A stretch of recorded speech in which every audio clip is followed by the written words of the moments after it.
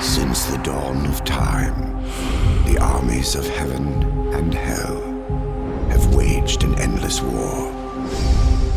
Drawn to the conflict was the Charred Council, an entity bound by ancient laws to preserve order and balance. It held that any great power, unchecked, threatened the very fabric of the universe. In time, heaven and hell came to honor the Council and its laws, for none were beyond the swift and terrible justice of the Council's enforcers, a fearsome brotherhood known as the Four Horsemen. Amid the turmoil, the first humans emerged. The Council foretold that these weak but cunning creatures would someday be integral to the balance. Thus, a third kingdom was named, the Kingdom of Man. By order of the Council, a truce was forged between heaven and hell. The Great Pact was bound by 7 seals to be broken at the appointed time, when man's kingdom stood ready for the End War, a battle that would bring balance and determine the ultimate fate of the 3 kingdoms. Darksiders. What can I say about this game, man? What is a fucking belter? This is a War Mastered Edition we're playing today on the Series X. Xbox of.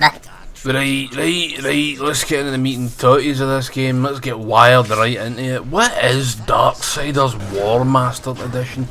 Well, it's an updated version of Darksiders, of course, released for the Xbox One and PS4, and probably PC. I think it's also available on Switch, although I don't know what the remaster on the Switch will be like. It's quite nice on the Xbox. It's the Xbox One X Enhanced Edition I'm playing, so it's about as good as it can get for now.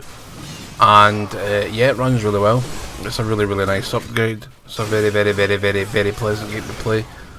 I will say that I think the combat's maybe a wee bit too simplistic in places, but you can buy combos from Vulgarim. Vulgarim being a prick of a demon, and just about every character in this game is a prick, or a fud, or a fanny. And I think the main character you go, who's War, one of the 4 horsemen of the apocalypse, has got a personality like a toothbrush.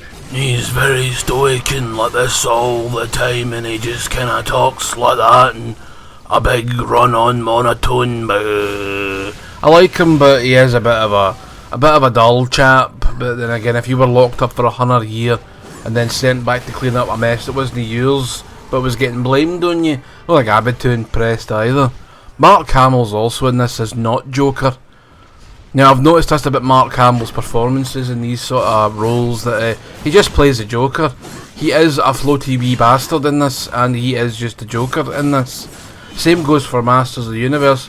When they get him to do the voice of Skeletor, didn't sound anything like Skeletor, he sounded like the fucking Joker. So the game starts off with heaven and hell having a wee scrap, and it appears like a meteor strike on Earth, and they just wreck the place and eat everybody. It's great. Then War shows up and starts kicking fuck at everybody. But like, what you doing here, you prick? You're like, well, you two are fighting and I'm here to stop you fighting, so surprise. But where's the rest of you? I don't fucking know. I had to sleep in. Maybe they're a bit getting pissed for all I know. I'm fucking bob-eyed. So where's my brothers? You mean your 2 brothers and your sister? Cause Fury's a woman and always has been, so she's no your brother, is she, you fucking dick? Maybe it just means brothers like in camaraderie terms. I don't fucking know. Maybe I'm just taking it a little bit too literally. Who knows? And then again, who cares? I do for some reason. So Argo's tits something that gets brought up before this Charred Council, which are 3 headstones that talk. Wonderful. And they're like, you did, you prick, fucking, you've disrupted the balance, all the humans are now fucked. You're like, I don't know how that's, don't know why that's a thing. Who wrote that into the rulebook? You? That's who, you bunch of headstone pricks. Kind of remind me of the rock monsters for Return to Oz. Remember that movie? Return to Oz, the extremely upsetting and disturbing sequel to Wizard of Oz, where they electroshock Dorothy into a fucking nightmare. Aye. Very dark times at Disney, that's very, very dark times. They had to top it somehow, had to distract the audience. Anyway, back to the game, back to the chibbing of the demons as War.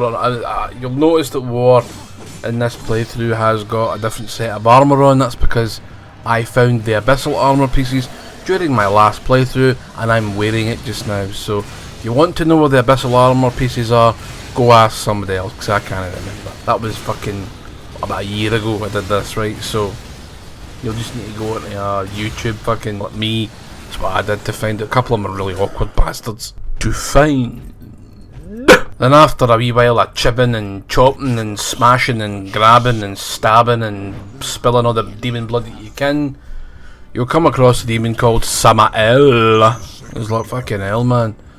Now this guy just reminds me of Darkness from Legend. Remember that movie with Tim Curry and Tom Cruise? You disgust me. You're nothing but an animal. We are all animals, my lady. Most are too afraid to see it.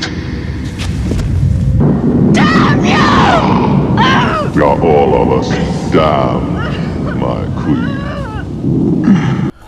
Tom Cruise with his straight hair and his curly teeth. Then you had Tim Curry stealing the show, even though he's not in it for all of it. His voice is in at the beginning, a wee bit during it, and then you get to see his big final demon form at the end, and it's fucking sick.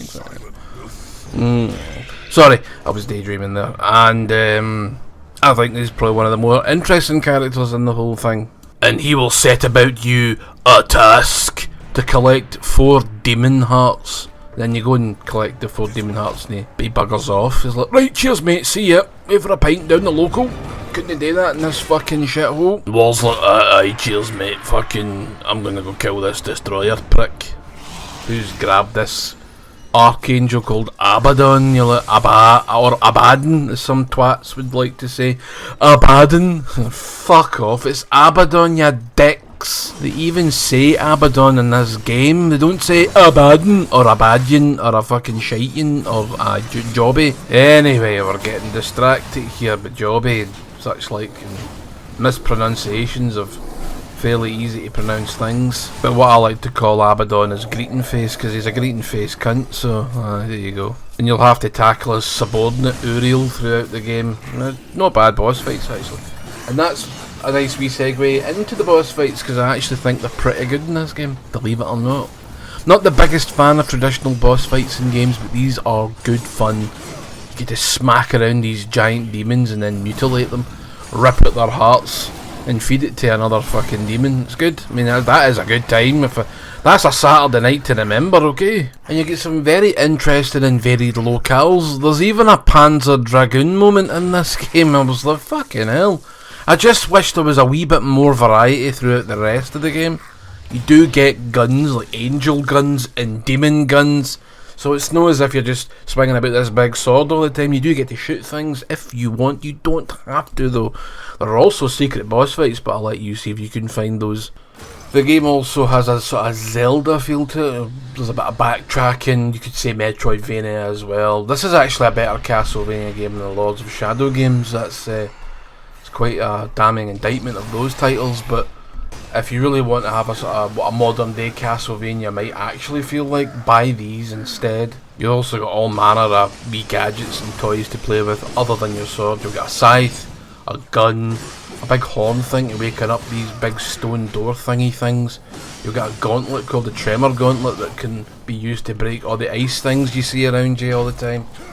Pretty interesting actually, and I like the way you actually get the weapons. They're like these big 3-faced stone monuments that are chained. You need to knock fuck at them to release thine divine energy and pass on thine divine knowledge to thee, or something like that, right? A lot of different enemy varieties too. You'll get a lot of reskins though, which is a bit of a downer, but so you get demonic human zombie things, you'll get demons, you'll get big demons, you'll get even bigger than big demons, like the biggest of the big. You'll fight angels, you'll fight fallen angels, you'll fight these wee fire lizards, you'll fight giant bats, you'll fight giant fire bats, you will fight all manner of Shizel. Oh yes, don't forget the skeletons and the big snake-like beings and the things that shoot acid. Pain in the arse then. They look like something out of Resident Evil, these bastards. And most demons will have like 1 or 2 death animations you can do if you'll not fuck at them enough, and a big bee will appear above their head and you just hit the B button and let that animation swirl away and kill those motherfuckers dead. Now I said most demons, not all, okay? Good. Unfortunately some of the quests are kinda paddy. There's like a particular one where you go up to this big rock thing, it's like, oh, I've been cursed, mate, and there's these 4 portals that will lead you to the things that can break the curse, and they're just like challenges. They really should just have been optional side stuff, and they make you do it twice, and it's just, no. Or you need to juggle the enemies in the air to kill them, or you'll need to use like a fucking perfect block parry to kill them, or kill them within a allotted time limit, or protect 6 of these skeletons. It's just, no, it slows the pace of the game right down. It stops you in your tracks. They're no all that fun, and I just think they could have been optional side shit. It's a challenge. Fuck off. They're crap. But luckily, as I say, there's only 2 and they are fairly short-lived, but it is still a bugbear. And then you'll meet a race of people, well, I say a race of people, you'll meet one person called a maker, and he's Scottish because of course he is, and he's grumpy because of course he is, because everybody in this game is, like I say, a grump, or a fanny, or a prick. Do you remember in a previous video, if you watched all my previous stuff recently, that I said there was a lot of beauty in destruction? This game's a good example of that. The locales are amazing. I love the look of the game, I love the feel of it.